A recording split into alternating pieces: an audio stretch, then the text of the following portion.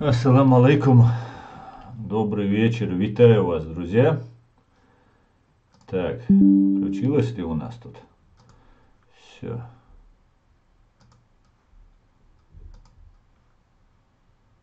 Все, работаем. Ассаламу алейкум. Друзья, витаю вас. Сегодня у нас 13 марта 23 года, 21:00 по Берлину и 23 часа по Джохару, друзья. Стрим у нас идет, как обычно, в ТикТок и в YouTube, друзья. Что еще? Ставьте лайки, пишите ваши комментарии и распространяйте ссылку на наш стрим. Пусть больше людей узнает правду. Так. Как обычно, перед началом нашего стрима, пока мы собираемся, и для того, чтобы осталось у нас в видеоформате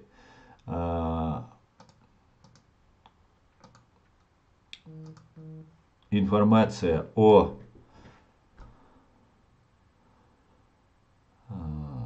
событиях Украины и потерях русских оккупантов. Давайте я вам расскажу. О потерях русских оккупантов. Валейкум ассалам, войнах машвор. Друзья, всех вас приветствую. Я сейчас перейду к приветствиям. Сейчас я только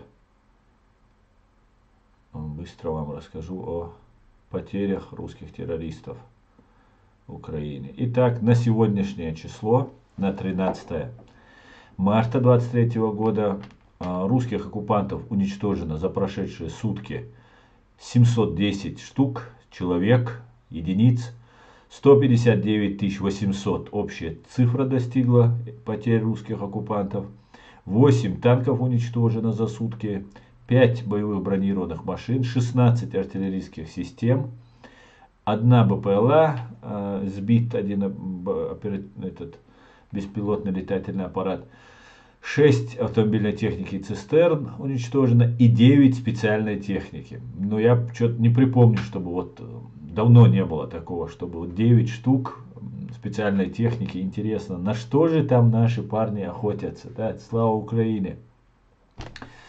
Так, друзья, еще раз напоминаю, распространяйте ссылку, это очень важно, чтобы люди увидели, не все получают, особенно в ТикТок, не все получают уведомления, не всем это все приходит, поэтому в социальных сетях, в WhatsApp, в Facebook, в Instagram, в Твиттере, везде, кто только возможно, в Telegram, если вы там есть, имейте в виду, это ФСБшная программа и будьте начеку. Поэтому распространяйте ссылку как можно быстрее, как можно больше. Основно, почему ты как раньше в YouTube не скидываешь стримы с ТикТока? Но, чувако, у меня в прямом эфире идет эфир в YouTube. Вот все, что видите вы, видят то же самое в YouTube. Раньше я делал стрим в YouTube, в ТикТоке, сохранял эту запись и потом заливал ее в YouTube. Потом я подумал, что будет удобнее мне, чтобы я делал сразу стрим с двух. И поэтому я захожу с телефона в ТикТок, с компьютера захожу в YouTube и сразу же вещаю на 2 платформы. Соответственно, все сохраняется в YouTube. Вы можете в любой момент посмотреть. Мустам алейкум ассалам машволь. Мустам. Хамзат Гилаев, Муаддин, гражданин Ичкерии, Адаев, Чирии, Иван Сэм, Фрейя. Всех, друзья, я вас витаю. Ва алейкум ассалам. Всех приветствую вас, друзья. И я написал один большой текст, который его читать очень накладно, но я хочу его зачитать, чтобы он тоже был в видеоформате. Наверное, я вырежу кусок этого видео и потом отдельно выложу. Это мое обращение, которое я делаю к гражданам европейских стран. И не только гражданам европейских стран, потому что в этом своем обращении я подразумеваю, конечно же, и Соединенные Штаты Америки, и подозреваю Великобританию, подразумеваю Великобританию и всех остальных. Поэтому я сейчас вам зачитаю. Это займет минут 5-10, но мне кажется, у меня получилось донести вот все позиции и все нюансы, которые я вижу в этом деле, для того, чтобы, во-первых, мы больше не повторяли ошибок, постарались избежать их, а во-вторых, наказали уже совершивших преступления преступников. Алейкум салам, Север Кавказ, Диланни, витаю, Диланни, да, по-моему, Диланна Лиана, витаю, ассаламу алейкум, алейкум салам. Это ты спрашиваешь меня? Конечно, слово витаю, это прекраснейшее слово, я смотрю, тебя это развеселило. Задику, алейкум ассалам, всех приветствую. Так, друзья, давайте вот я прочитаю этот текст, и мне важно ваше мнение. Этот текст есть у меня на YouTube канале, в Фейсбуке, Instagram. Instagram я снова завел аккаунт, кстати говоря, после 3 блокировок или 2 блокировок, уже 3 он или у меня 4, не помню сейчас. Потому что очень удобно выкладывать фотографии, чтобы потом их можно было всегда видеть и так далее. Но полный текст этого моего доклада, призыва находится на Фейсбуке, на моей странице Аслан Арцуев. Поэтому, друзья, кто захочет, может взять оттуда. А так, в Ютубе, на канале Аслан Арцуев, Human Rights Center Ичкерия, вы найдете не полную версию, но ссылку на Facebook. Вы сможете перейти и почитать. Вы также можете распространять вот эту всю информацию, которую я написал, максимально, кому только у вас получится распространить. Нужно привлечь как можно больше внимания. Итак, вместе за демократию и защиту прав человека. Вызовы и угрозы народам Европы со стороны международного террористического учреждения КГБ СССР ФСБ. В 1991 году распад СССР привел к серьезным изменениям в восточноевропейском регионе, которые повлияли на политический и экономический ландшафт многих стран бывшего СССР. РФ, в кавычках будет она у меня отныне и всегда, РФ по своей сути империя, только под новой вывеской, сменившая империю под другой вывеской СССР, продолжала вмешиваться во внутренние дела наций в регионе, когда созданные на развалинах СССР независимые государства стали искать свои национальные пути развития, в том числе и на Кавказе, где Чеченская республика Ичкерия легитимно вышла из состава СССР, из территории которой первыми были выведены российские военные формирования. В Белоруссии после демократически нацеленных выборов появились у руля страны старые кадры советской номенклатуры во главе с Лукашенко, которые грубо и систематически нарушали демократические принципы и де-факто восстановили советский строй. Это привело к политическому кризису и к многочисленным серьезным нарушениям прав человека. Однако еще до распада СССР активное вмешательство его спецслужб посредством организованного и вооруженного ими при громком одобрении пропагандистами сохранения старых границ великой и нерушимой, такими как Александр Невзоров, нелегально и незаконно провели гибридную войну против Молдовы с участием добровольческого легиона, в рядах которого был молодой Гиркин Стрелков сотоварищи. Тех первых ихтамнетов напрямую поддерживали и снабжали вооружением как члены Генштаба СССР, так и националистические элементы прослойки думающей элиты, в тандеме стоящих на страже границ Российской империи. Расчленение Молдовы в 1989 году стало первым звонком будущей нестабильности в регионе и за его пределами. В 1992 году так называемая Российская Федерация совершила акт геноцида ингушского народа в пригородном районе, пытаясь развязать большую войну на Кавказе и втянуть в нее суверенную Чеченскую республику, а затем оккупировать их. К счастью, тогда удалось избежать такого сценария, но мир длился недолго. Последовала открытая российская агрессия против Ичкерии и тяжелая борьба чеченской нации за суверенитет и свободу, свою и всего мира, практически в полном одиночестве, Важно напомнить для тех, кто имеет привычку забывать сей трагический факт, что чеченская нация потеряла убитыми 30% от числа своих граждан, то есть 300 тысяч людей, среди которых 42 тысячи детей. Чеченская республика Ичкерия в военном плане сдерживала так называемую Российскую Федерацию более 20 лет, тем самым дав возможность вырасти свободному поколению людей на постсоветском пространстве. Владимир Зеленский и Валерий Залужный – люди, чьи личностное становление произошло в годы русско-чеченских войн. Мир же, подобно временам Сталина и Берии, согласился, что уничтожение целой нации – это внутреннее дело так называемой Российской Федерации. Чеченской нации, которой мир часто искренне предлагал избавиться от оков коммунизма и тоталитаризма.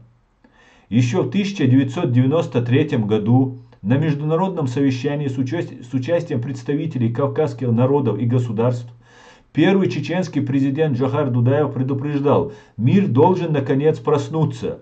Согласие с тем, что Чечня внутреннее дело России, рано или поздно приведет к тому, что Европа тоже станет внутренним делом Москвы. Российского зверя надо остановить сегодня, в том числе взяв под международный контроль ее ядерное вооружение. Если этого не сделать сегодня, завтра Россия станет угрозой миру, всему человечеству. Пророческие слова Джохара Дудаева через 15 лет подтвердил известный британский специалист по России Эдвард Лукас. Россия стала угрозой для Европы, Америки и мира. Такая цитата вынесена на суперобложку книги Лукаса «Холодная война», вышедшей в лондонском издательстве Блумсбери. Банда КГБ СССР ФСБ, несостоявшейся Российской Федерации, отвлекая россиян на войны, начала разграблять имущество СССР. Европейский бизнес был готов закрыть глаза на все ради выгодных контрактов прямо сейчас, фактически став халифом на час. В 2008 году последовала агрессия против Грузии, когда она потеряла большой процент своей территории в пользу осетин, а ранее Абхаз, ставших фасадом для так называемой Российской Федерации, которая затем, как всегда, через незаконные референдумы поглотила эти территории. В 2014 году Российская Федерация аннексировала часть украинского Донбасса и полностью крымско-татарско-украинский Крым, при полном одобрении и участии тогдашних лидеров Германии и Франции, которые затем провели Мюнхен-2, продав те регионы, им не принадлежащие, их коллеги по штази и по отмыванию грязных газпромовских нефтедолларов по всей банковской территории ЕС, утвердили в Минске новый мировой порядок. Была создана ось Париж-Берлин-Москва. Итог – полное подчинение энерго- и банковской системе ЕС посредством управления всеми остальными 26 странами, членами Евросоюза, тандемом, узурпировавшим власть в ЕС, Германией с ее младшей сестрой Францией. Именно поэтому все западные лидеры цивилизованных стран Европы игнорировали геноцид, совершаемый российскими карательными войсками против чеченской и грузинской наций. В результате чего лидер ФСБ Путин безнаказанно и с предварительного одобрения Запада развязал конфликт в Украине в 2014 году, когда и началась Третья мировая война, которая продолжается до сих пор. Агрессивная политика территории, маскирующаяся под страну, внешняя политика, которая заключается в аннексии чужих территорий, нарушении всех норм международного права, в совершении военных преступлений и геноцидов, наконец-то, после долгих лет равнодушия и фактического потакательства коллективным Западом жизненным интересам РФ в ее сфере влияния, на Кавказе стала вызывать под давлением правительства Киева и общественного мнения народов стран Европы ответную реакцию отдельных государств мира на поведение русского слона в посудной лавке Европы. Реакцию отдельных лидеров демократических стран на гибридную войну РФ против устоев послевоенного европейского статуса-кво. А 24 февраля 22 года стала демаркационная линия, переходом Рубикона от тлеющего замороженного конфликта 2014 года до юра узаконенного Минскими соглашениями Мюнхен-2 к полномасштабному вторжению войск РФ в суверенную Украину.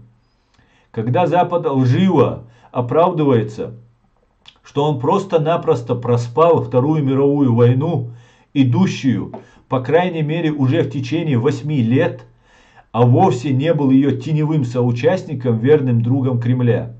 Международное осуждение действий нового Гитлера-Путлера в 2022 году в Украине привело к введению косметических, ограниченных и катастрофически запоздалых санкций против окончательно взбесившейся бензоколонки, чтобы всего лишь приостановить и затормозить продвижение РФ на Запад ценой жизней миллионов мирных украинцев и инфраструктуры их страны. Запад во главе с администрацией Байдена увидел возможность критического ослабления РФ, союзника врага США Китая за счет Украины, и стал поставлять вооружение славянской нации, сражающейся за свое физическое существование. Коллективный Запад затянул военный конфликт в сердце Европы замедлительными темпами недостаточного количества оружия. В США было принято решение о прямом невмешательстве НАТО в дело Украины и РФ и о вооружении ВСУ, но с таким расчетом, чтобы баланс будет примерно равным между участниками военного конфликта, таким образом создав буферную зону в лице Украины между РФ и Европой. Такова прагматическая линия США и такова цена, заплаченная Европой за потакание восстановлению СССР в его прежних границах за счет жестоких убийств, нечеловеческих пыток, уничтожения всего живого и неживого, тотальная выжженная земля украинских Мариуполей, Чернобаевок, Солидаров, там, где ранее была цветущая корзина мира и умышленная и промышленная Украина. Мародерство россиянами в гигантских масштабах от украинских заводов до годового урожая украинских зерновых. Российская Федерация, в кавычках, продолжает наращивать военные действия за счет скрытой мобилизации и использования информационных технологий для дезинформации и манипуляции общественным мнением как внутри страны для ее домашней аудитории, так и за рубежом, чтобы внести элементы раздора в единство союзников Украины. Преступные действия Российской Федерации, конечно же, в кавычках, уже привели к гибели сотен тысяч людей, что имеет серьезные правовые последствия для всего человечества. Во-первых, РФ нарушает международное право и международное гуманитарное право. Во-вторых, РФ продолжает вести широкомасштабную войну, а по существу геноцид украинской нации, ее этноса, языка и культуры. В-третьих, продолжается геноцид чеченской нации, ее этноса, языка и культуры посредством насильственной мобилизации кавказцев на войну в Украине из оккупированной так называемой Российской Федерации Чеченской Республики Ичкерия. Люди в разных странах продолжают страдать от тирании и произвола российских спецслужб ФСБ и ГРУ, потомков Сталина и Дзержинского. Одним из ключевых инструментов КГБ СССР ФСБ в ее политических маневрах является компания «Газпром». Швейцаризация Европы, которую «Газпром» осуществлял последние десятилетия, привела к тому, что большая часть Европы стала зависимой от российской энергии. Это дало РФ большую политическую силу и возможность вмешиваться во внутренние дела многих стран. В конце 1980-х годов мы живем во времена гниения Российско-Советской царской империи, когда над многими странами бывшего Варшавского договора нависла прямая угроза создания увеличенного СССР-2 от Владивостока до Лиссабона. Народы Европы различаются по языку, религии, культуре и истории, но у нас есть общие ценности, которые едины для всех нас, и война России против Украины это доказала и показала. Свобода слова, свобода вероисповедания, свободный и неограниченный доступ к различным источникам информации, свобода на передвижение, свобода выбора национального пути. Мы, люди доброй воли, верим, что каждый человек имеет право на жизнь, свободу, верховенство права и на неограниченное западной и московской, северокорейской и китайской цензурами право человека на доступ к интернету, который уже десятилетия является ограниченным, который жестко контролируется спецслужбами вышеназванных 3 стран-террористов. При самом активном участии в этом антиконституционном уголовно-преступном процессе в лице пособников Кремля, хозяев всех без исключения соцплатформ, которых шредеризировала банда ФСБшников во главе с Путиным, вложившим через своих карманных олигархов типа Алишера Усманова, владеющего крупными долями акций в Apple и Facebook. В финансовую базу тех соцплатформ миллиарды нефтедолларов, отмываемых за приличную мзду в карманы всех западных корпораций и глав государств, за исключением 3 балтийских стран и Польши, во всех западных офшорах от океана до океана. Одна из главных задач, которая стоит перед народами Европы, это необходимость проведения Гааги, Международного Нюрнберга-2, иллюстрации по примерам Польши и стран Балтии над КГБ, СССР, ФСБ и их последователями в странах бывшего СССР и другими структурами, например, образование информации, не только воспитавших поколение российских реваншистов и империалистов, но и промывавших мозги западным нациям через рупоры Кремля наподобие Russia Today. Жизненно важно привлечь максимальное внимание мирового сообщества к преступлениям организаций ФСБ и ГРУ во главе с Путиным и Патрушевым. Без международного трибунала над этими преступниками и публичного осуждения их действий с признанием русизма, человеконенавистнической идеологии, неприемлемым явлением для всего человечества, мир, вероятно, ждет неизбежная, неотвратимая катастрофа. Необходимо провести жесткую иллюстрацию, чтобы избежать повторения прошлых ошибок и гарантировать, что никто из штатных и внештатных сотрудников спецслужб остатков подполья ячеек КГБ в странах мира не имели возможности занимать государственные и общественные посты. Раскрытие архивов спецслужб всех стран может помочь разобраться во многих исторически спорных вопросах и создать новую архитектуру мировой безопасности. В истории человечества должно стать прецедентом то, что преступления, подобные тем, что совершали СССР и продолжает по сей день и час совершать так называемая Российская Федерация, не останутся безнаказанными, и что международное сообщество примет на себя ответственность за защиту полноценных, а не урезанных прав и свободы личности каждого гражданина каждой страны на земном шаре. То, что сейчас происходит в Украине, касается всех и каждого без исключения. Мы требуем проведения суда, основанного на международном праве, включая международные стандарты в области прав человека и международное гуманитарное право над КГБ, СССР, ФСБ, так называемой Российской Федерации и их последователями в бывшем СССР. Европейские народы имеют долгую историю борьбы за свою свободу и независимость. Давайте вместе бороться за демократию и защищать права человека. Давайте объединимся и покажем миру, что мы можем добиться большего, когда мы работаем вместе. Аслан Арцуев, председатель Human Rights Center Ичкерия, 9 марта 2023 года. Зачитал сегодня 13 марта. Друзья, вот текст обращения. Я призываю заходить ко мне на Facebook и оттуда брать весь текст и распространять его максимально. Потому что без трибунала над террористами с ФСБ ничего с места не сдвинется. Точнее, будет имитация сдвига и ничего не произойдет. Так, давайте, друзья, почитаем. Асан Муа дал мокшмаш лилуэль дикусо Север Кавказ дал бухастам хаму. Да, икёкма покайфуя имду. Салам алейкум сюрдикюэль ва алейкум ассалам вени маршуэль. Если я неправильно понял, или я неправильно понял, так, это, да? Ассаламу алейкум. Ударьтесь, ахетнак. Мустан, я что-то пропустил. Он что-то читает, это не его слова. Что он читает?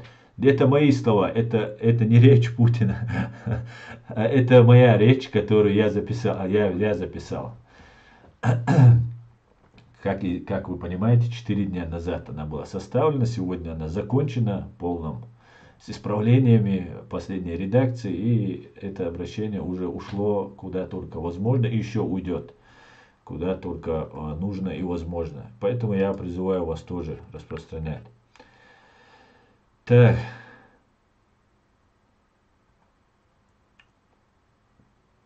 Так, ассаламу алейкум, Асерга. Витаю, усіх витаю, приходите свободными. Так, ассаламу алейкум, всех приветствую, ва алейкум ассалам, Адам. Так, аслам, молодец, хабо, беркету, дейрей Так. Ва алейкум ассалам, раб Аллаха, машволь. Где мы? Так, Аслан, расскажи про детей Кадырова. Что? Это не ко мне. Иван, рассказывает про детей Кадырова. Есть у нас тут один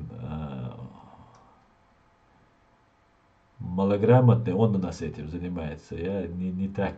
Я рассказал, что его дети, оказывается, потом, как только я написал вот этот свой пост или обращение, заключение, мне начало приходить много информации, потому что там у Лукашенко, оказывается, сын также в Москву забран, и у других, у третьих. Оказывается, в Чечне еще многих, ну я как бы знал, но оказывается, еще больше чеченцев детей забирают в Москву.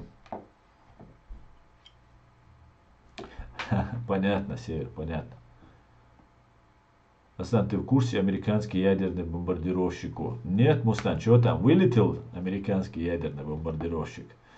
Давно пора, да?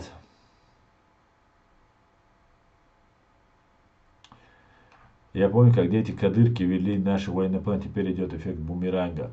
Да, Иван, но это была постановочная тема для того, чтобы других чеченских детей забирать. Эти дети, они играли только актерскую роль, они ни в каких боях не участвовали. Просто их отец их лишний раз подводит под статью. Ну, таким образом, наверное, хочет продемонстрировать царьку Путину, что он так лоялен, что готов своих детей пожертвовать. Ну, хорошо, это его выбор. Так, давайте посмотрим. Так, Аслан заслуживает. Так, но что? Так, русизм это одна из самых опасных форм фашизма. Расизм. Иван, я тебе так сказать. Так, Фрея, Иван, салам алейкум. Валейк салам, Эд, витаю. Аслан, что скажешь насчет Грузии? Неужели тоже заткнуться, как Дагестан? Путин тоже может туда отправить свою дьявольскую армию?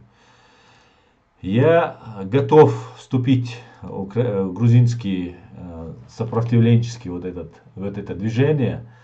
И, конечно же, я очень надеюсь, что грузины не отстанут. Я буду, на следующей неделе я уже буду более свободен заниматься всеми этими вопросами, потому что у меня есть еще некоторые вещи. А так, если меня смотрят грузины, которые имеют отношение, я открыт для диалога, я открыт для всех, кто не связан с русскими спецслужбами, вести дела. И я так понимаю, сейчас как раз именно такая группа людей формируется в Грузии, которые пытаются вот эту всю агентуру задвинуть, заставить заползти под корягу. Это, конечно, хорошее дело заползти под корягу. Мы иногда тогда можем вздохнуть, там, перевести дыхание и так далее, как с моментом прихода Саакашвили, когда он их вынудил заползти под корягу. Но потом не начались суды.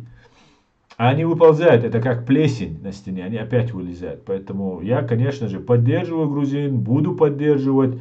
И это наше общее дело, которое мы должны вместе делать.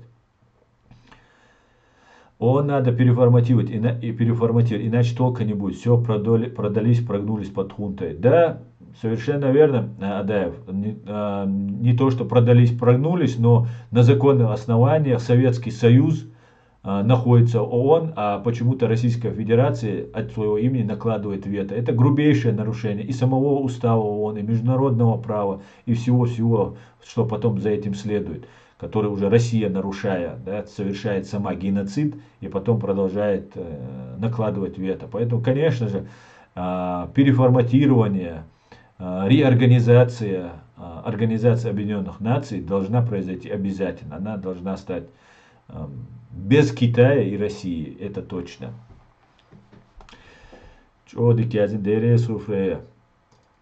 Русские московиты в конце 15 века и в 16 веке уничтожали Новгород, новгородцы, а ведь Новгород был частью Руси, одновременно был демократическим. Да, так, Адам Баркал, основа прочитай вверху 10 или 11. Ху прочитать его, Собадила Мустан. Лаула, Тилрунса, Обчурта, комментарий, что его ТикТок, что. Так. Основайский генеон Путин войска ждал Грузии, то хуза ущемляет дешду бош, кайкам беш. Да, конечно, Чечня не Россия, Машволь. Видел, конечно же, видел, и как раз вот буквально перед началом своего стрима я видел. Буду сейчас пробовать, да, конечно же. Это сейчас будут брать на понт, брать на это. Я думаю, на понт нас взять не получится, грузин не получится взять на понт. Я очень надеюсь, что все получится у них. Я просто очень на это надеюсь, потому что это очень важно. Грузия — это наш Кавказ, который должен освободиться. Так, маршал Думас Аргаделер, салам маршал Вилпас Машуэль.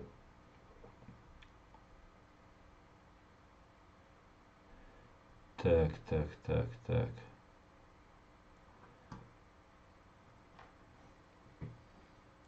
Говорят, Кадырову кирдык незаметно подбирается. Ну, для кого-то незаметно, а для кого-то заметно. Как считаешь, какие шансы у грузин на настоящую свободу сейчас? Я думаю, шансы где-то 80-90% у грузин есть, при всем, если они как нормально организуются, я думаю, это будет очень даже неплохо, да. Я думаю, так, да. Посмотрим, да, молодец. Так, 10-11 комментариев ты наверх говоришь.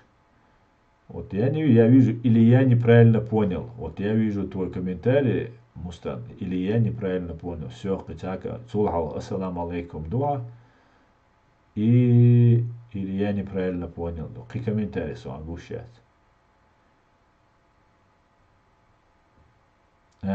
Аслан, ты в курсе американский ядерный бомбардировщик? Ты вот это сказал? Это тоже вот я вижу вверху. Все. 10 или 11. Его язим устан. Халдается. Солнце корен. Аслан, очень грамотная и лаконично достойная статья. Думаю, нужно перевести на языки и распространить на странице СМИ. На странице СМИ. Да, Чири, я отдал, мне на английский сейчас должны завтра уже перевести, закончить перевод. И, короче говоря, все будет. Ичкерия, да, Алмола. Таджим Хакоч улицу Астан кепка лайцы. Ладно, кинек дают свой адам кепка митан, удидутся. Кепка безман лиля шуса. Дон, да, дон. Дон, бачуне. Дон.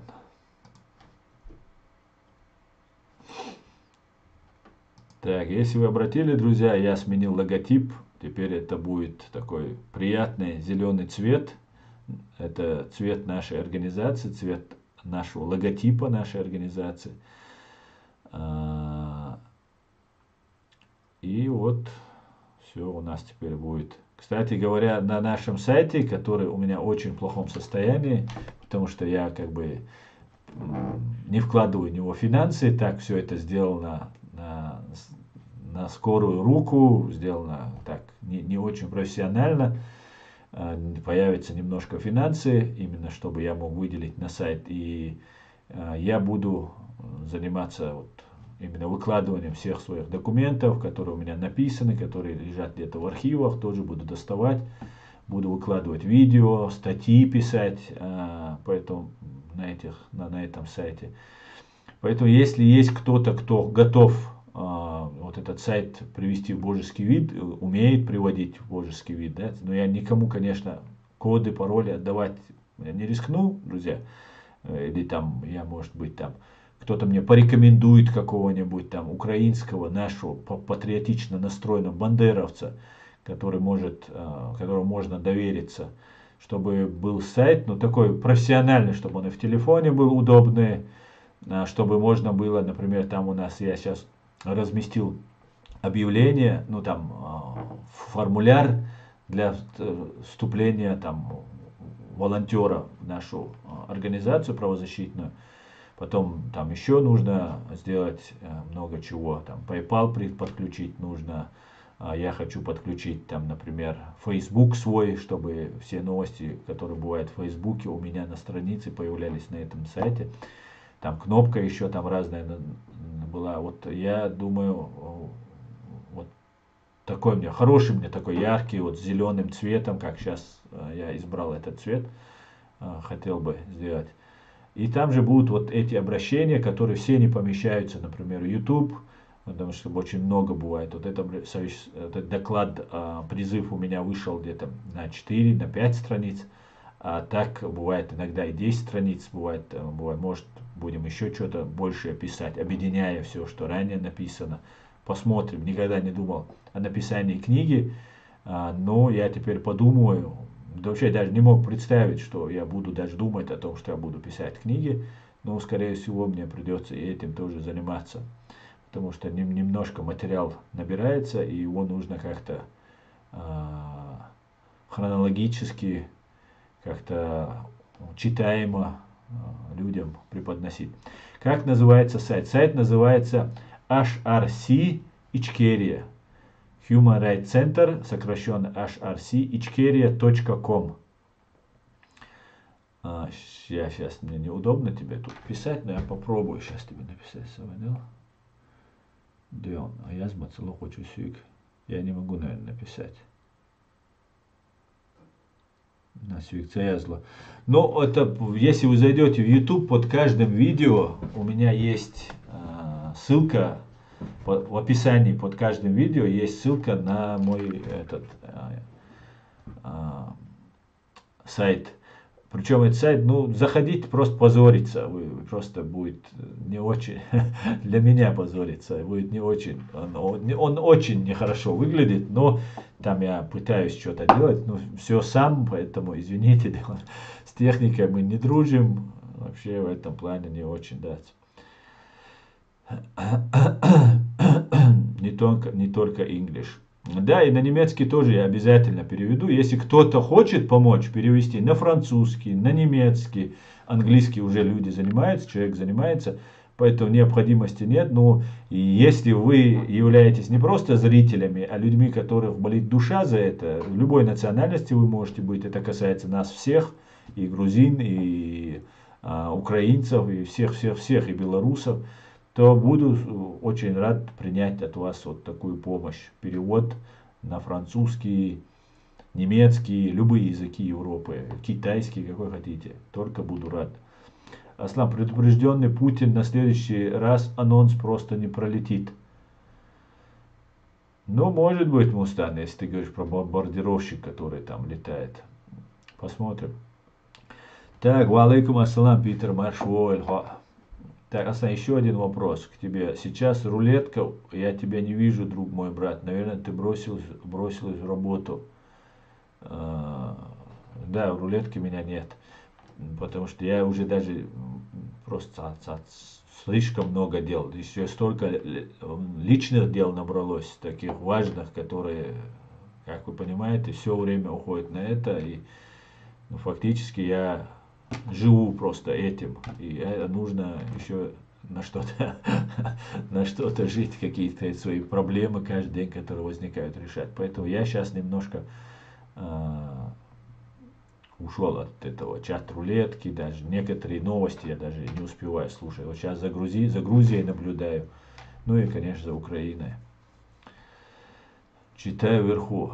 Что читать? Нету, Мустан, нету того сообщения, которое ты говоришь. Ты какое-то слово употребляешь там, и оно у меня не появляется, это сообщение.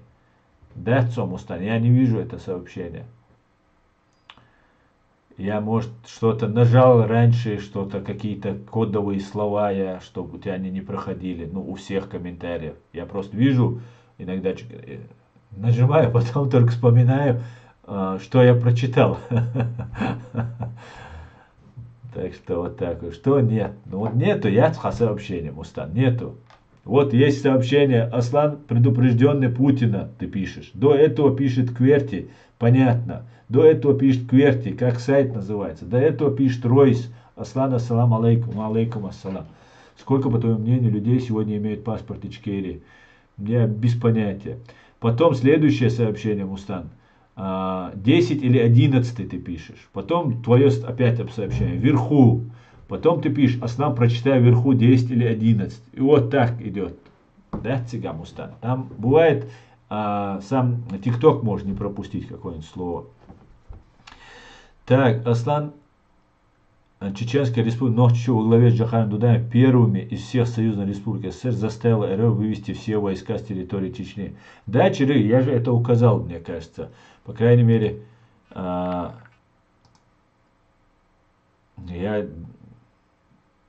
многочисленные нарушения. На самом верху я это указывал. Так, я это указал. Где Чеченская республика Ичкерия легитимно вышла из состава СССР, с территории, которые первыми были выведены российские военные формирования. Вчера я это указал. Так, если будешь писать книгу, пиши только на инглише. О инглиш слушал, осмуязве. Русскоязычный мир и Азия она знает только через рупор кремлевской пропаганды, особенно азиатский мир. Вилпес, ты даже не представляешь, как я это знаю и какая это огромная проблема. Просто вы не представляете, везде нарративы ФСБ. Вообще про чеченскую тему, про события разные, которые происходили. Такая ложь, ты начинаешь копать серьезные источники, западные, американские, английские, немецкие, они ссылаются на абсолютный бред просто. Вы даже не представляете, сколько лжи. Конечно, я знал, что столько много лжи, но здесь просто ты как со стеной бьешься. И вот шаг за шагом, шаг за шагом. Да, надо, конечно, нужно пробивать эту ложь. Именно этим мы и занимаемся, в силу наших скромных возможностей. Так.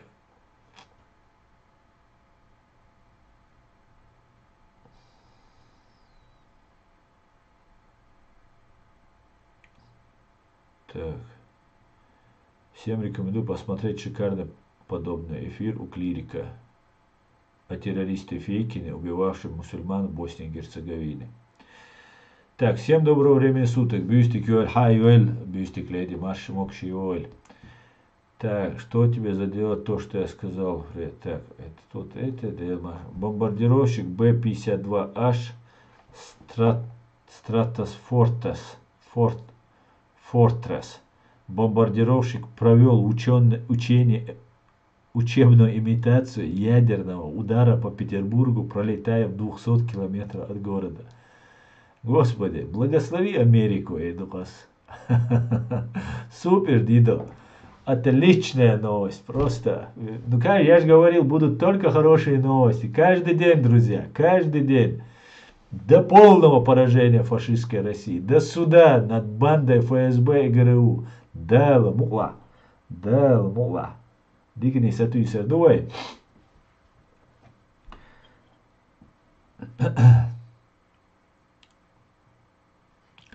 Так, давайте, друзья, перейдем еще кое-что. Кстати, мне и на английский перевели по поводу вот кадыровского сына в заложниках. Сегодня Кадыров встретился с Путиным. И нормально так они пообщались. Да, короче говоря, срочно дали понять, что все нормально. Мы до сих пор дружим, у нас все хорошо. Вам лично, Бош. 100 раз Кадыров сказал. Спасибо, Владимир Владимирович. Вам лично, Владимир Владимирович, спасибо. Машаллах, Шишан, Бош. Белорсик, села комментарий yazışık. يا أخي السيس بوشو أزميت أيوتي شوي يا واخي أنا حق هو ويضايقني убьешь حقي короче. Ваша благодарность, вашим спасибо, Боже. Аслан, полностью согласен. Я гуглил разных блогеров, слушал их мнение. Это ужас. Пытаюсь что-то изменить через комментарии, но это капля в море. Но мы не сдаемся. Вилпес, это очень-очень важно то, что вы делаете. Писать комментарии. И что важно вам душу. И многие люди, например, не могут писать комментарии, и у них болит душа, но они не могут написать нормальный комментарий, там, из-за ошибок, там, еще там, чего стесняются. Поэтому я предлагаю вам, если вы видите какой-нибудь комментарий, просто выписывайте его, сохраняйте, потом копируйте его и распространяйте везде, где вы считаете нужно. Вот у меня Крупье, например, постоянно закидывает, наш зритель, закидывает вот эти комментарии везде. И это очень важно. Потом еще, друзья, очень важно, если вы находитесь в Европе, а не в фашистской России в качестве заложника, то вы можете заходить на стримы известных блогеров, у которых много подписчиков, много людей смотрят и так далее. И в том числе, даже если это наш противник, ставить минимальную цену, там 1 евро, и чтобы ваш комментарий был виден, и платно задавать вопросы, чтобы их было видно. На некоторые они не будут отвечать, хотя по логике считается правильным отвечать, если вам заплатили за этот вопрос. Но некоторые даже удаляют, как, например, комментарий моего друга Эда Мамедова, который писал там одним проходимцем и пройдохом. И они иногда удаляют его комментарии, хотя он платно оплачивает комментарии, но они все равно удаляют. Поэтому имейте в виду, друзья, имейте в виду, это очень важная и большая работа. За эту работу специально нанимают людей, платят большие деньги, там, их как-то пытаются сохранить секретность, там, лелеют, холят этих людей. Именно тех, кто пишет комментарии. Это называется Пригожинская фабрика троллей. На самом деле мы знаем, что это никакая не Пригожинская, а ФСБшная, КГБшная фабрика троллей, которая не только там под Ленинградом или там в Санкт-Петербурге, а у нас на Кавказе они их 2 есть. В еще других регионах есть. У каждого там уважающего, сказать себя, губернатора, там еще кого-то, там есть свои фабрики троллей, которые пишут хвалебные оды и так далее, тем самым обманывая людей. Поэтому мы можем взять только количеством, нас больше. Нам не платят деньги, конечно, но зато нас больше, и мы можем всегда с чистой совестью написать комментарий. Нас намного больше, друзья. Не ленитесь, не думайте, что это ничего не значит. Значит, очень-очень значит. Пишите комментарии, везде распространяйте комментарии. Это очень важно. Ва алейкум ассалам, Саид, Машуовой. Я на ютубе я могу копировать. Но на ютубе я могу копировать. Я сейчас на ютуб пишу. Пиши, жду. Мустан, жду. Так, друзья.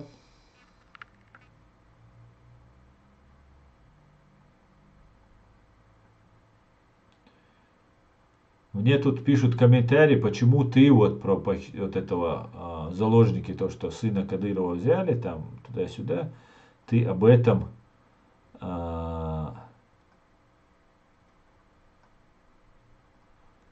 говоришь на русском языке. Типа, мы же чеченцы, там, туда-сюда. Ну, на самом деле, я это говорю на русском языке не только для чеченцев. Конечно, для чеченцев я это всегда скажу, и на чеченском, и на каком угодно языке, чтобы они меня поняли. Я это говорю для того, чтобы об этом узнали американцы, об этом узнали англичане, об этом узнали немцы, украинцы и все люди. А чеченский язык знают немногие. Поэтому не до всех доходит информация. Да? Именно поэтому я говорю и веду стримы на русском языке. Почему ты это не видел на ТикТоке? Бомбардировщик. Ты вот про этот бомбардировщик. Наверное, поэтому не пропустили. Бомбардировщик туда-сюда пролетел. Я не видел этой информации. Я не видел. Я свободы не видел, Эльчем. Я просто, у меня, знаешь как, я могу смотреть одно, писать другое, по телефону говорить третье. Поэтому у меня частями бывает. Там, тут остается. Не помню, чтобы я видел. Не помню. Так, это познавательный контент. Совершенно верно, ЗЗ. Совершенно верно, абсолютно. Аслан, я украинец, я хочу ваше мнение. Я хочу знать ваше мнение. Да, Иван, я вас помню, слушаю ваше мнение. Вы русскоязычный украинец, который сейчас находитесь в рядах ЗСУ. Я вас помню. С удовольствием постараюсь ответить, сказать вам свое мнение. Спрашивайте.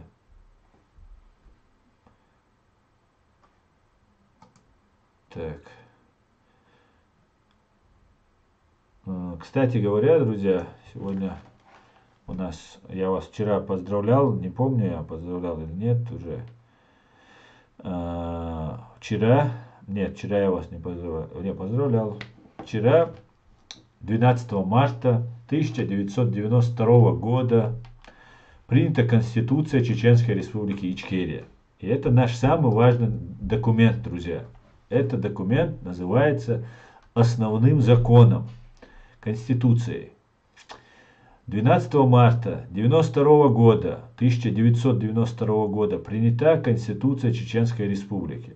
Статья 1 гласит: Чеченская Республика – суверенное, независимое, демократическое правовое государство, созданное в результате самоопределения чеченского народа. Она обладает верховным правом в отношении своей территории и национальных богатств, самостоятельно определяет свою внешнюю и внутреннюю политику, принимает конституцию и законы, обладающие верховенством на ее территории.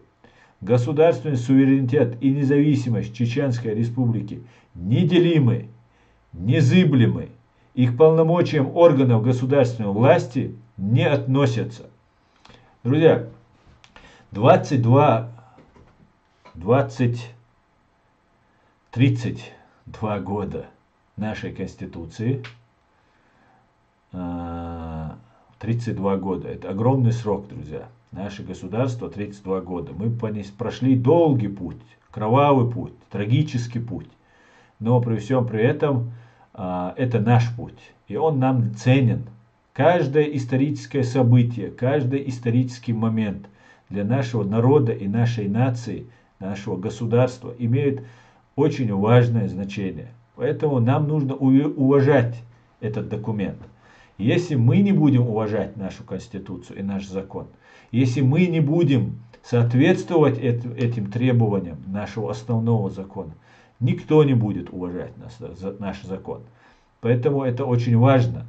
Также важно обратить внимание на первую статью, что чеченское государство суверенное, независимое, демократическое, правовое государство. То есть суверенное и независимое, оно абсолютно автономное, принимает само решение о введении войны и мира, поисков друзей и союзников, своей внешней политики, внутренней политики.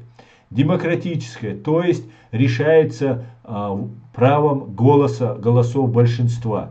Правовое государство, то есть основанное на законе, что для нас закон не как в России, а на самом деле является важным составляющим, что мы не какая-то анархия или какая-то там вотчина беззакония, а правовое государство, созданное в результате самоопределения чеченского народа. То есть мы сами, чеченцы, определились, куда мы идем и как мы хотим строить, как мы хотим созидать с окружающим миром, взаимосвязываться с окружающим миром. Конституция данная обладает верховным правом в отношении своей территории и национальных богатств. Самостоятельно определяет свою внешнюю и внутреннюю политику, принимает конституцию и законы, обладающие верховенством на ее территории. Государственный суверенитет и независимость Чеченской Республики неделимы, незыблемы, и к полномочиям органов государственной власти не относятся. То есть ни один государственный орган, ни один представитель власти, орган государственной власти не имеют права каким-то образом разделять суверенитет и независимость чеченской, посягать на нее, на эту независимость и суверенитет. И любой человек или лицо, которое посчитает, что оно является там, президентом, парламентом, конституционным судьей, кем угодно, посчитает, что мы должны там как-то что-то пересмотреть, это будет незаконно, так как Конституция принята в результате самоопределения чеченского народа. И чеченский народ, вся чеченская нация, имеется в виду не только этнические чеченцы, а все граждане Чеченской Республики Ичкерия будут заниматься, только они имеют право менять, как-то посягать на незыблемость и неделимость чеченского государства и его конституции. Вот как-то так. Так, а как думаешь, возможно ли в будущем конфедерация Ичкерии и Украины? Я не знаю, возможно или нет, союзные отношения, дружеские, братские отношения, они нам будут нужны и необходимы, и они уже будут, потому что тысячи чеченцев в разных подразделениях находятся в боях в Украине, сражаются, гибнут наравне с остальными, с другими. К большому сожалению, есть потери. И эти люди и будут теми звеньями, теми цепочками, которые будут соединять наши народы на протяжении, я не знаю, наверное, еще 100 лет, как минимум. Ну, если не будут происходить еще какие-нибудь позитивные вещи, которые будут еще объединять. Объединимся ли мы в конфедерацию? Я не знаю. Нужно ли это нам объединяться именно в конфедерацию, именно в таком виде? Тоже я не знаю. Кавказу нужно, чтобы мы были сильнее. Станем ли мы сильнее, будем ли мы объединяться с Кавказом, тоже будет видно. Посмотрим. Так, слава Ичкерии, героям слава. Слава одному лишь Аллаху, говорит Лафаетте. Лафаетте, ты занимаешься подменой понятий. Мы абсолютно сейчас не обсуждаем Бога, а мы говорим совсем о другом. Мы говорим о призыве и кличе свободных людей, сражающихся и гибнущих в огромном количестве, уже погибло. Аристократов духа за свою свободу и независимость против фашистской России. Ты занимаешься вот просто слава одному Аллаху. Просто сказать ради сказать. Ну и неуместно, причем ты это говоришь. Абсолютно неуместно. Сейчас, одну секунду.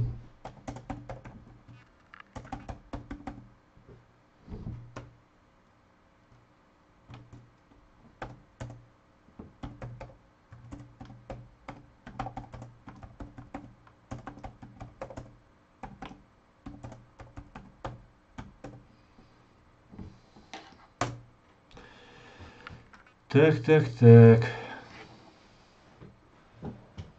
Я не люблю спорить. Лафайет, если ты не любил спорить, ты сразу не говорил бы свою точку зрения против нашей. Aslında içkeri молш diyse, içkeri молчи. Да, можно, да, он içkeri. İçkeri mola ve geldi. Aş mole içkeri.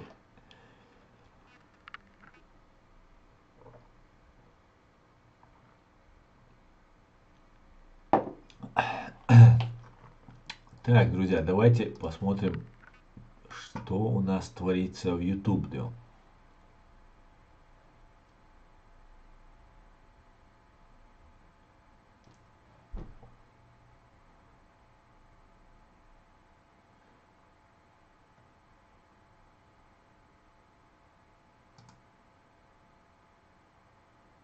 Так.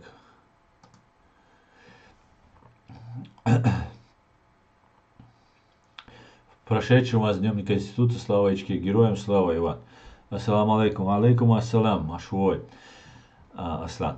Бомбардировщик провел учебную имитацию ядерного оружия. Напомню, что США перебросили бомбардировщик Стратор Фортресс 24 февраля, спустя 3 дня после того, как Путин объявил о выходе России из договора о стратегическом наступательном вооружении.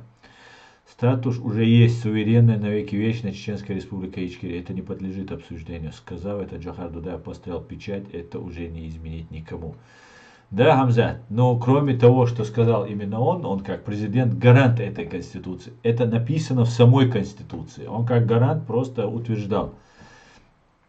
Аснат, ты давно не был дома. Некоторые статьи Конституции последуют пересмотру. Какие, например? Я думаю, чтобы что-то менять, нужно какие-то основания и юридическая правомочность этому. Компан, здравствуйте, Аслан. Вы уже прокомментировали вручение Навальному премии Оскара за лучшую агентурную роль. Да, документальный фильм. Я, конечно, сегодня я так публично не комментировал его, но я общался со своими друзьями, с которыми эту тему мы обсуждали. Но это просто позор, я могу сказать, друзья. Я это могу сказать просто. Позорище. Позорище. То Муратову из «Новой газеты» дают Нобелевскую премию мира. Позорище. И Муратову, и этому Нобелевскому, вот этой Нобелевской премии мира. Также я хочу сказать, что этот Оскар про документальные фильмы тоже туфта полная. И получается, ну не хочу быть грубым, я уже пытаюсь как-то быть более дипломатичным в этом плане и как-то, что же, выходить из грубых выражений, оставлять такие колкие выражения, но мне очень трудно согласиться с тем, что делают вот эти люди, которые фактически вручили Оскар ФСБ, никакому там Навальному и так далее. Навальный это проект. Не был бы он проектом, все иначе было бы. О нем даже не упоминали бы нигде никогда. Аслан, это правда, что чеченец избил украинца? Я вчера слышал об этом. Мне потом здесь писали тоже, что вот был такой случай. На канале у меня писал там человек. И я не знаю, может быть, был этот случай. Я ничего не слышал об этом случае, но всякое могло быть. Не имея вообще никакой информации, трудно обсуждать. Украинец, который приехал с войны, мог быть агрессивным. Я просто не знаю всего. Чеченец, который тоже считает, что ему все должны, и что он тоже пострадал от войны, тоже мог быть агрессивным. Потом мог быть чеченец прорусский, прокадыровский, прорусский, кадыровских нет. Просто такой человек мог быть, который там сражаются на стороне фашистской России, чеченцы. Поэтому могла быть просто постановка, инсценировка, заплатить денег ФСБ, все что угодно здесь может быть. Поэтому сейчас я пока не могу делать выводы по этому поводу. А так, не знаю, пока нет никакой информации, поэтому не думаю, что нам нужно привлекать внимание. Виновен, здесь закон разберется, все ответят по закону. Ассаламу алейкум, рад видеть вас, алейкум ассалам. Так, Асан, спустя 3 дня после того, как Путин объявил о выходе России из договора стратегического распаливания. Я понял, Дидо, я понял. Почему американцы хотят сотрудничать с Навальным? Потому что они видят в нем, наверное, человека, который может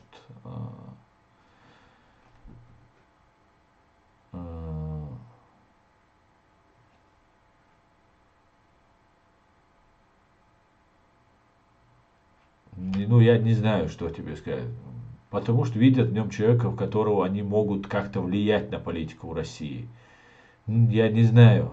Есть не только один Навальный, есть еще люди вокруг Навального из его этого, так называемого ФБК, которые, кстати говоря, могут быть абсолютно не ФСБшные и так далее, и даже наоборот. Поэтому я не знаю почему, зачем сейчас я буду гадать. Узмалиль, если он ичкерия дух, он не уходил, да, да. Так, Астан спрашивал Сотника по поводу его отношения к Курочкину. Он сказал, что они для него не рукопожатны после участия на съезде хороших русских в Польше. Да, да. Оскар полностью обесценился, даже до Навального. Сплошная повестка, не боль. Тогда туда русские либералы влезли, вообще трэш. А Навальный это второй КГБшник. Ну, не знаю. Второй КГБшник. КГБшник. Новый документальный фильм уже сняли про него, про Навального. Да, да, Муста, я знаю, мы его как раз и обсуждаем. Ему Оскара дали, лучшее документальное видео. Хороший русский это запасной вариант перезапуска системы. Абсолютно, Саид, абсолютно так. Абсолютно.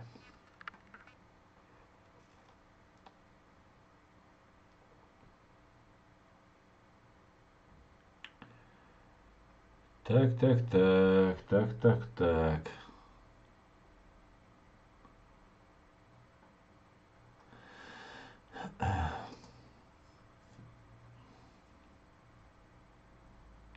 Что-то сегодня нету этих наших, как его, троллей. 15-рублевые, где вы? Ау, просто что, сидеть будете? Вам так не заплатят 15 рублей.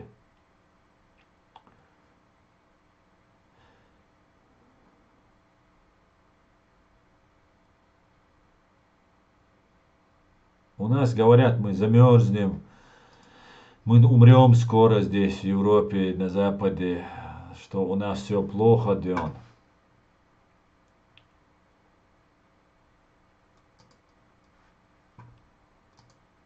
Ну, смотрите, что говорят нам об этом Deutsche Welle на русском языке.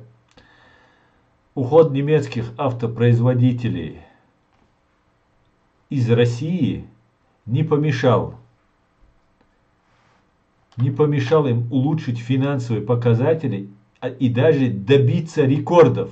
BMW, Mercedes, Volkswagen, Daimler Truck отчитались о доходах сотни миллиардов евро за 2022 год. Дальше.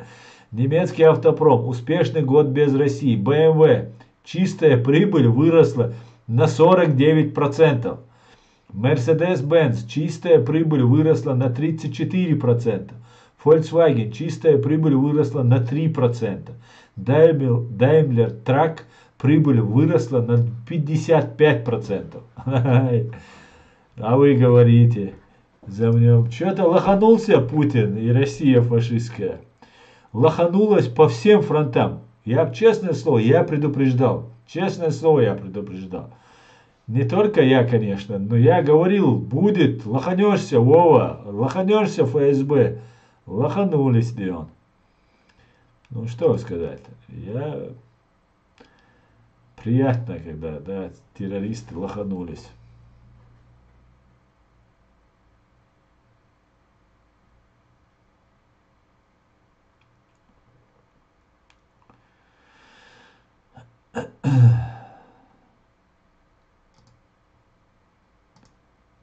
Так.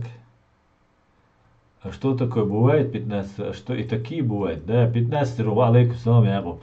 Да, есть такие 15-рублевые. Они заходят, просто талант бацкуш. Вот вы заметили? Ну, вообще молчит весь этот. Они поняли, что что-то не получается. Задача их, знаете, в чем? Чтобы их банили.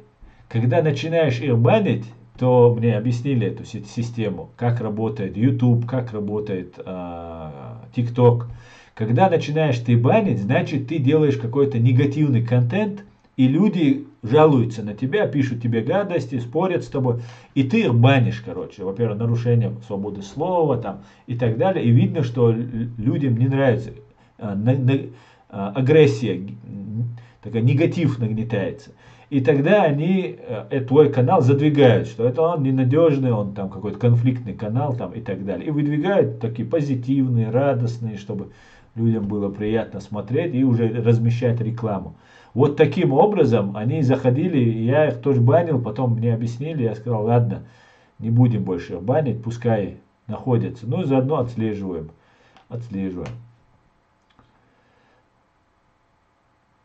Аслан, умение идеи провалилось. Давай назовем Оскар Тузик. Да? Но этот вообще провалился. Интенсивные удары молотком по голове, от которых он проснулся. Это, конечно, у слабоумного было самое слабоумное. Да.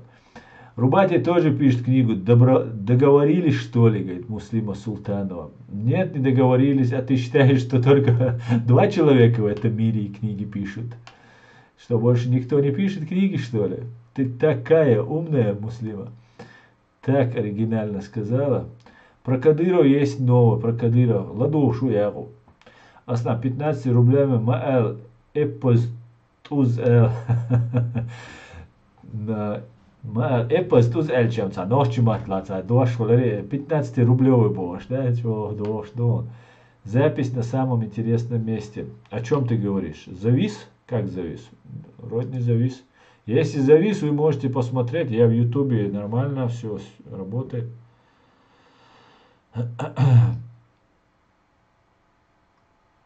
Так, подождите. Я Ивану обещал прочитать его комментарий, и он мне не написал, и я ушел далеко. Так, давайте. Так, это было, это было.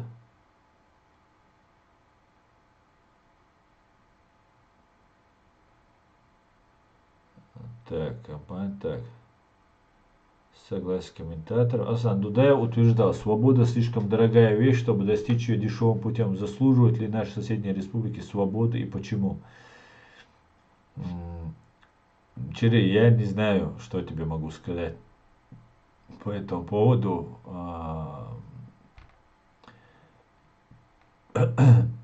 Вая иштдича, алца. Humацадинне шахкан о гардина боштек санна хульшунес. Цундела, я не знаю. Просто и humацадуй швай, и хум кастацадеш, вай дикацадуй швай. Лидершхел хавсар хвай. Вай дол лидер, что его лидерские позиции. Вай гяби, это не гахираят. Не просто цанинца эл. Тагана вай цахалволи, вай цунтик истизарду. نقول وين وين حلوة ويسجى خلي ترموات وين مخايز تقولي هيتيا دول همانت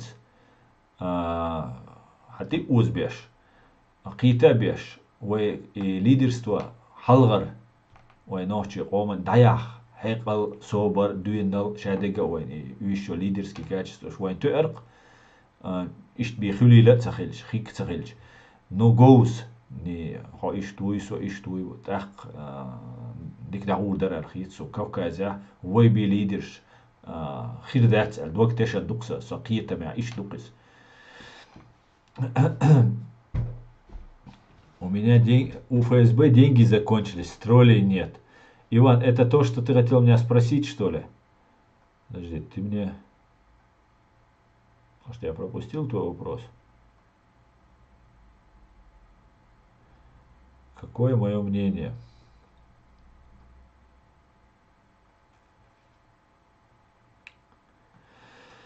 Так. Так. Что за новость? Я слышал, что Кадыров запретил заводить энергетик Горилла в Чечне и разворачивал фуры с Дагестана обратно. Амбассадором этого напитка является Хабиб Нурмагомедов. Но это там его вот эти темы. Пусть тролли не путают свободу слова и свободу вранья. Да, совершенно верно. Книга Рустам бесценная, лично меня очень задевает, когда у тебя украинцы не берут интервью, а у всяких пустослов, таких как Джамбулат, Тузик, Анзорик и так далее, слишком часто мелькают на украинских каналах. Чири, это не проблема абсолютно. Абсолютно. На самом деле я не умею там давать интервью, тем более брать интервью и так далее. Я могу анализировать немного, общаться так в естественной обстановке, уже привык, раньше этого умел очень плохо. Поэтому то, что раскручивают вот этих разных людей, там разные проекты, потому что в основном вот эти все телевидения, газеты, они принадлежат определенным группам, корпорациям, спецслужбам и так далее. А мы независимые люди. Мы независимая организация, зарегистрированная в Германии. Поэтому и вы знаете, что я очень резок на разные высказывания. И я тоже, в том числе и СБУ, критикую, и генерального прокурора критиковал, и зама генерального погибшего Евгения Енина тоже критиковал. Поэтому я не думаю, что там, ну, конечно, у меня есть друзья, я думаю, что есть и люди, которые там уважают меня в Украине, да, которые смотрят меня, но есть и те, которые бы не хотели меня видеть. И я абсолютно не парюсь по этому поводу. Когда ФСБ или ГРУ, кто там мне предлагали работать и внедряться в украинское общество, если бы я тогда дал согласие, то вы меня увидели бы первым лицом сейчас этой войны с чеченской стороны. Там меня бы все спрашивали, допрашивали бы, интервьюировали бы и так далее, и так далее. Ну а мы независимые люди, независимые, за это нужно платить определенную цену, друзья.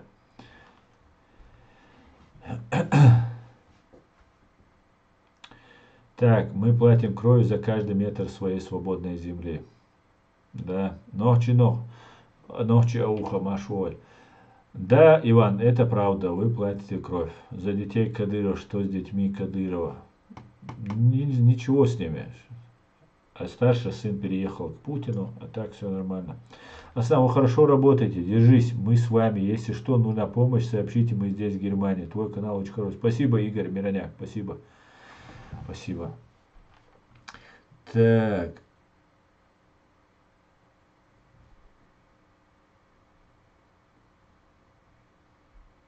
Аслан, 30 серебряников, да, Ду Северский Кавказ. 30 серебряников, это которые иуды заплатили за предательство.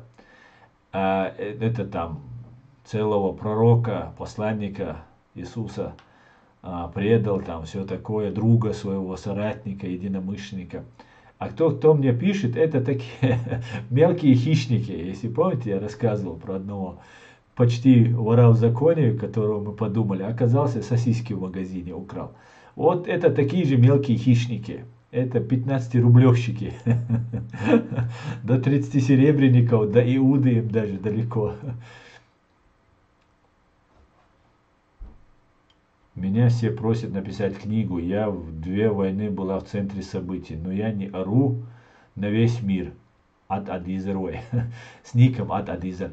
Это очень плохо, если ты можешь писать, если у тебя есть к этому расположенность, а написать при желании, если ты свидетель многих событий, это события уже не твои, если ты была, это наша история, и она важна для нашего народа. Пиши, конечно.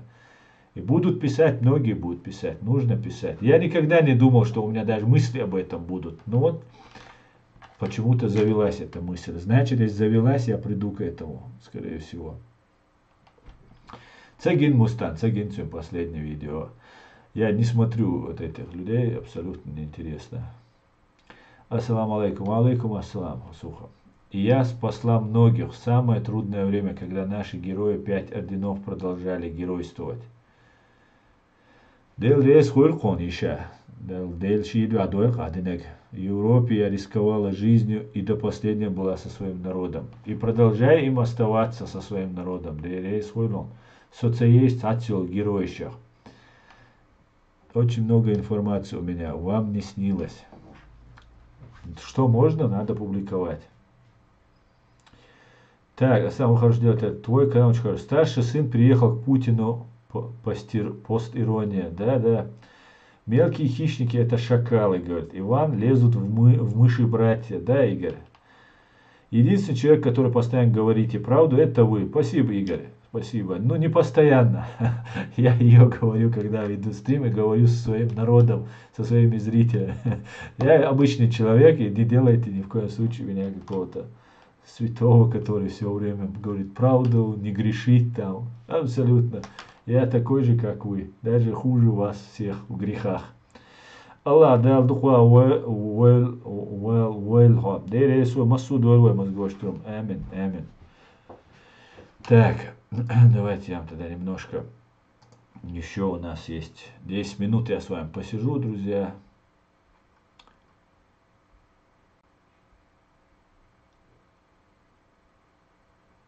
Так, я так вижу, знаете, уже украинцы имеют оружие, имеют финансы, чтобы можно было, это что очень важно, что у тебя дома не голодают, и ты сам обут, одет и так далее. Имеют современное оружие, имеют там современные технологии. И самое главное, они сейчас входят в раж. Это на самом деле очень опасно. Опасно не только даже для русских это опасно и для нас, да, для украинцев, для нас, которые ведем этого, потому что можно войти в раж, а Дудаев, ну я не знаю, насколько это правда этой книги или нет, что украинцы, а он как военный человек, вот этот срез военных людей Советского Союза, в том числе украинский вот этот срез советских людей, он тоже знал, что за люди, с какими характерами, был очень хорошим психологом Джохар Дудаев.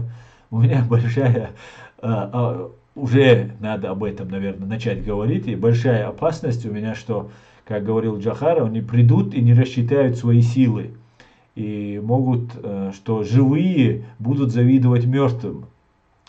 Поэтому было бы очень аккуратно, если бы отнеслись. Потому что я уже вижу и по видеороликам, и по общениям, и сообщениям, и новостям, что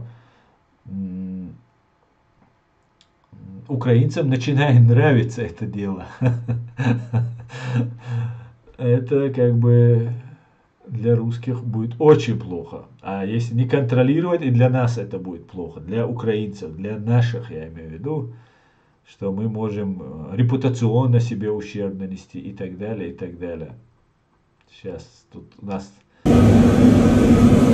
опять технику гонят Деон. Сейчас я покажу это для тех, кто в Ютубе.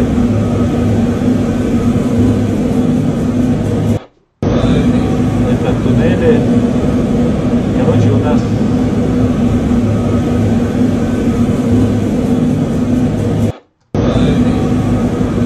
готовимся, короче говоря, готовимся. У нас Польша, говорят, практически все оружие отдала, сейчас от Англии получает там кое-чего. Практически все отдала. Просто страна осталась, представьте, Польша, которая Украина, которая постоянно какие-то исторические моменты, трагические моменты были. Все отбросили, все. Вот кто братья, вот кто славяне оказался. Да, между братьями бывают конфликты, братья ссорятся, не разговаривают, судятся и так далее. Но только Каин и Авель нам оставили вот эту историю, случай, что убийство это самый страшный грех. Вот такая вот тема, Дион. Вот такая вот. Друг познается в беде, как говорится. А когда хорошо, найдутся и другие дела.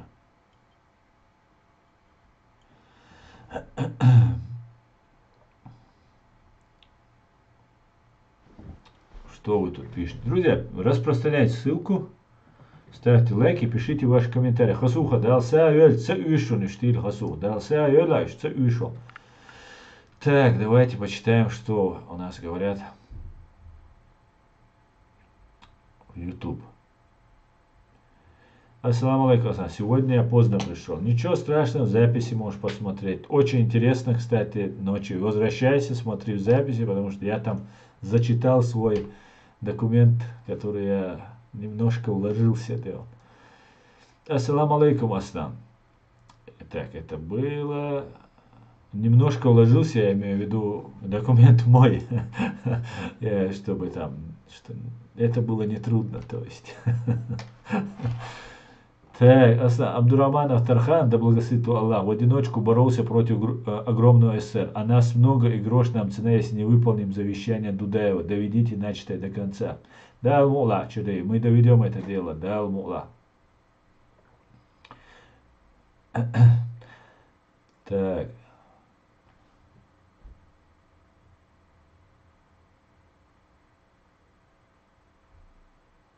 Зуд дадит.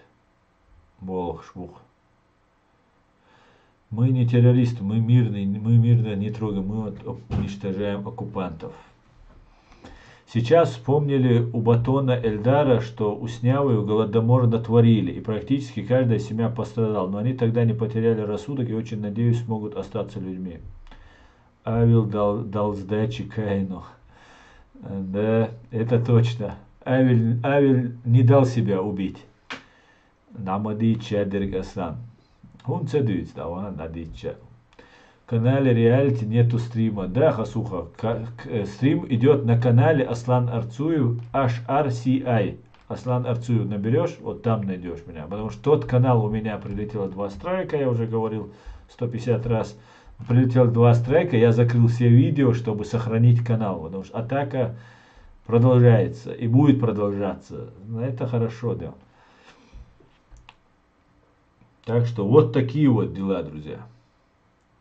Да, Мустам, Баркал Аслан Арцуев называется. Арзуев это читается на английском, а по-немецки это Арцуев пишется. А по-немецки, по-английски читается как Арзуев. Салам, салам, салам, мир.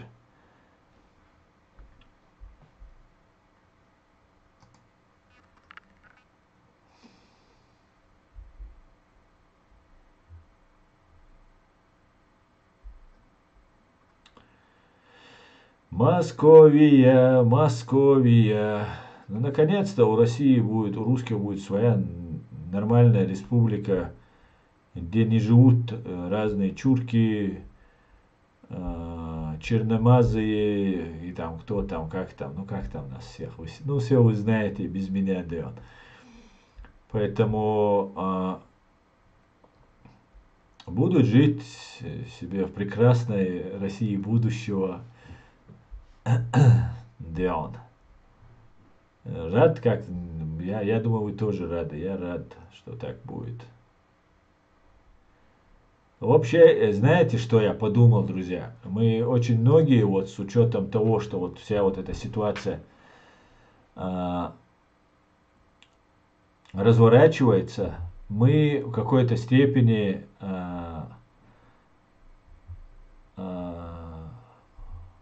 ушли в тень, да, и не говорили своего мнения и так далее. И здесь русские террористы из КГБ и ГРУ, ФСБ и ГРУ, они себя здесь чувствовали вольготно. Особо к нам не лезли, но бабки у них, там Берлин, например, там просто скуплен, застроен российскими деньгами. Ну там много чего можно идти и находить и так далее. Так вот, вот эти моменты нам нужно уже переходить и начинать развиваться.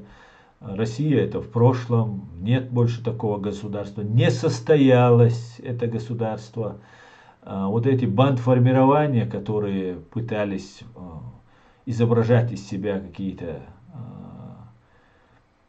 политические, государственные, там, военные какие-то группы, не справились с задачей, только занимались расхищением, грабежами, убийствами. Поэтому больше этой фашистской России Дал-Мула не будет. Дал-Мула. Верим, надеемся, и так и будет. Дал-Мула. Аслан, Шольцик, дайтан письмо сум в ответ ума я эти езарицаль, дошло ли оно? Сунаца я леди гума, я отправил, и все, мне ничего не пришло в ответ, но я отправил. Поэтому будем ждать.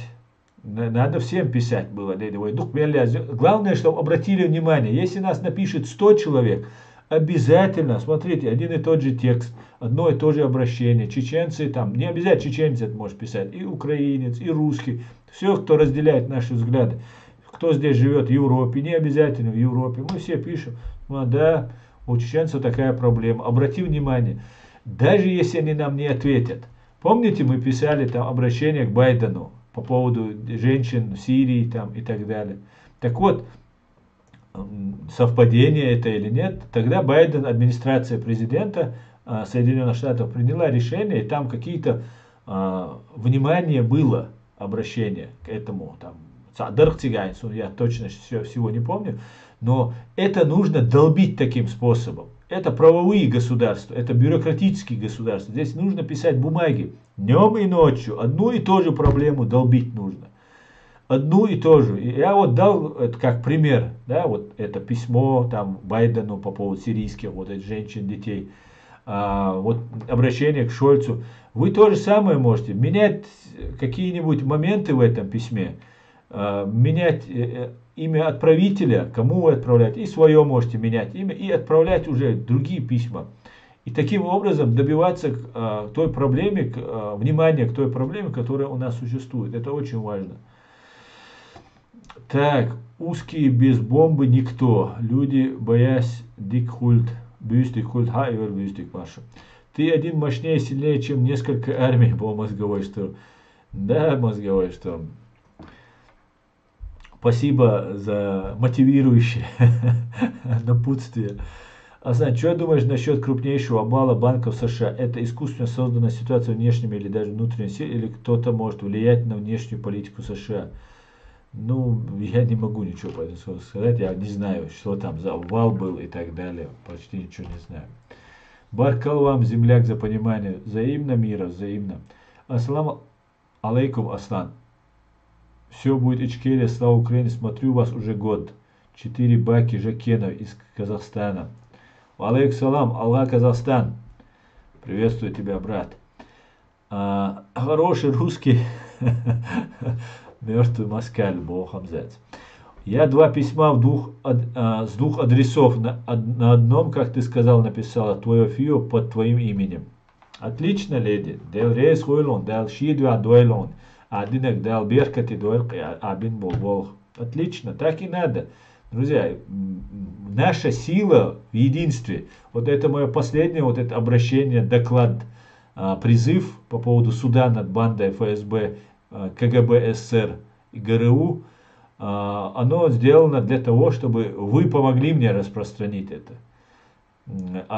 Я обращаюсь к вам ко всем. И если мы не делаем это вместе, то моя работа, да, она будет видна кому-то, где-то мы вред будем и так наносить, и будут люди, которые разделяют наши взгляды, и вместе работаем над этим.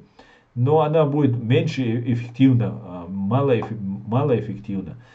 И нужно, чтобы мы все прилагали усилия. Это не мое, это все наше. И все, и украинцев, и русских, которые не разделяют вот этот русский империализм, и грузин, и чеченцев, и всех граждан других национальностей, проживающих в фашистской России. Кто-то из них проснется, кто-то из них задумается. А ведь на самом деле его права, это же самое главное в этой жизни. У тебя есть права, значит, у тебя есть уверенность в завтрашнем дне. Значит, у тебя есть деньги прокормить свою семью, обеспечить своих родителей. У тебя есть возможность дать достойное образование, получить самому, дать своим детям это образование. Это все права. И если есть какая-то нация, которая считает, что вы должны говорить на их языке, что вы им должны ваши богатства, недра, которые располагает исконно ваша земля, якутская это может быть земля, бурятская это может быть земля, может быть она там дагестанская, не имеет значения. Но это все, оно принадлежит тем народам по праву, в соответствии по праву Бога, по праву международного права. Это принадлежит всем нам, это наше. И если я хочу кому-то отдать часть там, своей нефти или газа, я должен это делать цивилизованно, с моего согласия это должно быть. Я должен продать это, получить когда что-то для себя, для своей семьи, для своего народа. А не так, что приходят, вырезают все живое каждые 50 лет. И все, и да, все эти 50 лет, вот вас сегодня вырезали, еще 50 лет ждите следующего геноцида. Но при условии, что эти 50 лет над вами будут работать, над вами будут ставить эксперименты, как из вас сделать манкуртов, которые будут согласны на то, чтобы вот эти новые люди, которые пришли на вашу землю, которые они несут свою культуру. Причем культура, она ничем не лучше вашей культуры, а иногда хуже вашей культуры. Почему мы должны от своей отказываться, от культуры, традиций, законов, правил жизни, религии? Ведь нету в России религии. Мы там говорим о какой-то религии, о каком-то православии, о каком-то исламе. В России этого нет, ни иудаизма. Это все филиалы, отделы, кабинеты КГБ. Только так это существовало. И так это продолжается. Реваншисты, советские, КГБшные реваншисты, они решили воссоздать это все заново, усыпив нас, Запад точнее, мы-то тот материал, которым пользовались вот эти КГБшники. Запад, чтобы усыпить, они им объяснили: мы демократы, мы будем с вами, мы вам будем нефть, газ продавать, мы вам много чего поможем и так далее, и так далее. И тем самым они просто влезли везде и всюду. Ведь разрушение Берлинской стены, об этом тоже я, кстати, пишу одну статью, это же не только была радость для немцев, развал Берлинской стены. Это ведь было убрать преграду перед орками, перед людоедами, которые ворвутся к вам сюда. Ведь эту Берлинскую стену возводили не потому, что немцы друг друга не любили или ненавидели, или что они были за русских, а эти были там за американцев или англичан. Не поэтому, а потому что вот эта русская орда, которая пришла на немецкую землю, да, по вине немцев, это правда. Но начинали-то они вместе, Сталин и Гитлер. Потом уже у них что-то не срослось. И эти немцы, они закрывались, тем самым спасались хотя бы часть своей страны. Вот как это было. Ну ладно, это долгая история. Напишу статью, я не знаю, когда я ее закончу, я сейчас занят другим, но у меня уже есть она, проект, написано уже чуть-чуть есть. Буду дальше писать, да, мол, а что получится. На самом деле, давайте вместе добиваться наших прав, друзья. Сегодня Грузия, сегодня вот она взорвалась, должны поддержать эту Грузию. Украину, само собой. И так все друг друга. Если мы не будем поддерживать друг друга, ничего не получится. Занять там место какого-нибудь там России новое, там, переобразование в хорошего русских, и они будут снова указывать татарам, якутам, дагестанцам, ингушам, как жить, куда двигаться. Но если устраивает этих людей, пусть. Но меня это не устраивает, как соседа дагестанцев, соседа ингушей, брата ингушей, которые я хочу, чтобы они жили свободно, как я хочу своему народу это. Но они должны таким образом двигаться в этом направлении. И люди должны заявить исторический момент. У якутов, у бурятов, у татар. Татары-то продолжают свою вот эту деятельность. Там есть группа людей, которая ведет. И есть думающие люди, есть люди, которые понимают, что они не должны жить в составе России. К сожалению, у других этого мало. Очень мало. Смирились многие. Потеряли свою идентичность, всю или частично. И так будет продолжаться, если они что-то не предпримут. А нам, постгеноцидному народу, нам самим нужно выкарабкаться с этой тяжелой ситуации, в которую нас загнала Россия. Наш язык исчезает, у нас нет ничего. У нас полностью и образование, медицина, все уничтожено. История наша уничтожается, продолжается. И постоянно ведется какая-то пропаганда, манипуляции, какие-то там войны, ваххабизмы, исламизмы, терроризмы, каратизмы. Вот это все, вот это в одну кучу нам наваливают, нам объясняют какой-то бред. Тем самым нас отводя от наших истинных, выгодных, полезных нам вещей. Должны с этим бороться. На этом, друзья, я свой стрим закончу. Так, я прочитаю еще, правда, тут пару комментариев. Асахун хулиль дерез, масана хулиль дерез. Я узнал украинского диссидента Лапыниса, которого знал еще в первую русскую войну против Чили. Он говорил, РФ нужно загнать в Садовое кольцо, обвести колючей проволокой. Его уже давно нет. Совершенно верно. Кто хочет знать, кто такой настоящий ночью, пусть смотрит и слушает тебя. Халаст этим все знает. Чуть глупым Москва. Спасибо тебе. Дай Аллах, что от России камня на камне осталось. Аминь, Аллах. Маш мокш дойль шоу. Аминь. Инфу про Путина, даже туалет появился, ПВО совершенно секретно. Тем временем в Москве активно вырубают деревья в парках, лесах, площадки готовят для установки ПВО. Асана, 44 год, геноцид, если получится тоже освещать. Да, я освещаю, но это уже Север Кавказ, это уже не геноцид, мы признаем, это геноцид, бесспорно, это геноцид, но мы не как траур это, а как День Возрождения, как об этом нам завещал наш президент, первый президент Джохар Дудаев в 1994 году. Поэтому я думаю, нам нужно это, уходить от этого и да, сокрушаться цадеша. Хилла, факт, зарегистрировать, юридически признать, компенсацию от России требовать, но День Возрождения хотели уничтожить полностью, но не смогли. Слава Украине, все будет Ичкерия. Адикёр бюзде маш оль. Всего самого хорошего, друзья. Спокойной ночи. До свидания. Наверное, до среды. Пока ничего не могу сказать, но скорее всего до среды. Смотрите за анонсами, друзья. Adikör büyüsü